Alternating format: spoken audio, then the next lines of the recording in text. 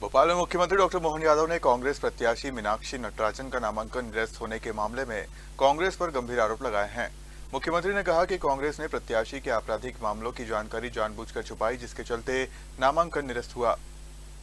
मुख्यमंत्री डॉक्टर मोहन यादव ने कहा कि चुनाव लड़ने वाले प्रत्येक प्रत्याशी को शपथ पत्र के साथ अपने आपराधिक मामलों की पूरी जानकारी देना अनिवार्य होता है, लेकिन कांग्रेस प्रत्याशी के मामले में यह जानकारी छुपाई गई, जो लोकतांत्रिक प्रक्रिया के साथ अन्याय है।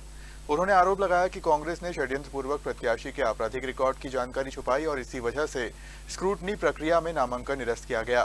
सीएम ने कहा कि कांग्रेस को आत्ममंथन करने की आवश्यकता है। उन्होंने दावा किया कि कांग्रेस को हार का डर था, क्योंकि उनके अपने विधायक भी उनके साथ नहीं थे। आज हमारी इस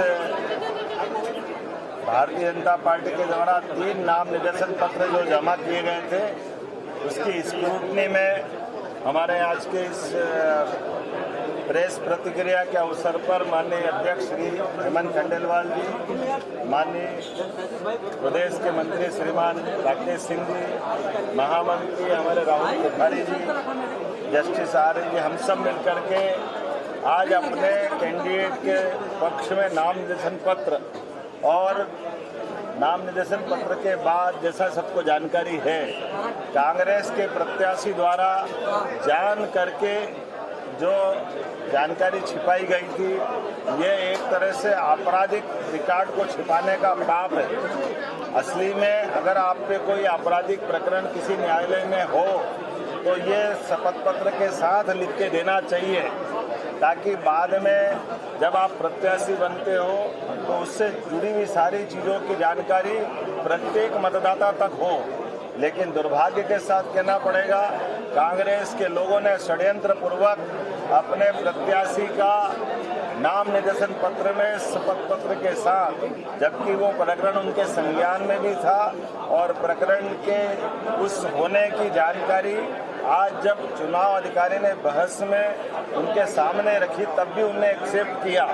तो ये इसका मतलब है कि जान करके आपने निर्वाचन अधिकारी को भ्रम में रखा था और इसी आधार पर ये जो फैसला हुआ है, मैं समूची निर्वाचन प्रक्रिया के खास करके स्क्रूटनी की इस प्रक्रिया का स्वागत करता हूं और निर्वाचन अधिकारी ने जो निर्णय दिया वो सर्वविदित है, घोषित है।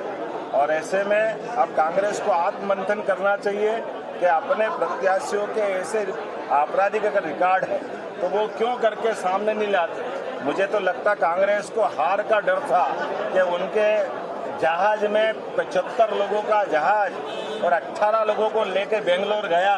इसका मतलब है कि उनके साथ उनके चुने हुए विधायक नहीं थे, तो जान करके उन्होंने एक षड्यंत्र किया। यह षड्यंत्र उसी प्रकार का है जैसे पूर्ववर्ती लोकसभा के कार्यकाल में भी चुनाव के समय उनका इंदौर का प्रत्याशी मैदान छोड़ गया था। तो जान करते हार से बचने के जो हथकंडे कांग्रेस अपना रही है, मुझे लगता है कांग्रेस को आत्मविश्लेषण करना चाहिए। अपने इस प्रकार के व्यवहार के लिए जनता से, मध्य प्रदेश की जनता से माफ़ी मांगना चाहिए। और जो चुनाव अधिकारी ने दूध का दूध पानी का पानी किया, मैं मान के चलता हूँ हमारे साथ अध्यक्ष जी भी है और हम पूरी भारतीय जनता पार्टी के नाते से बोलना चाहेंगे। इसी कारण से हम सब मध्य प्रदेश के लोगों के लिए आज का ये चुनाव, क्योंकि ये दूषित प्रक्रिया हो जाती, अगर जान करते आपराधिक रिकॉर्ड को छिपा करके ये चुनाव प्रक्रिया में बढ़ते तो समूचा चुनाव ये खतरे में पड़ता।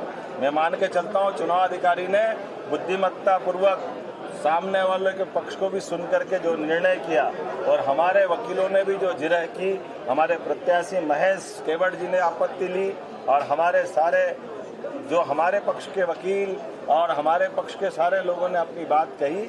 ये लोकतंत्र में यही तरीका होता है और इसलिए इस लिए गए निर्णय का हम सब स्वागत करते हैं।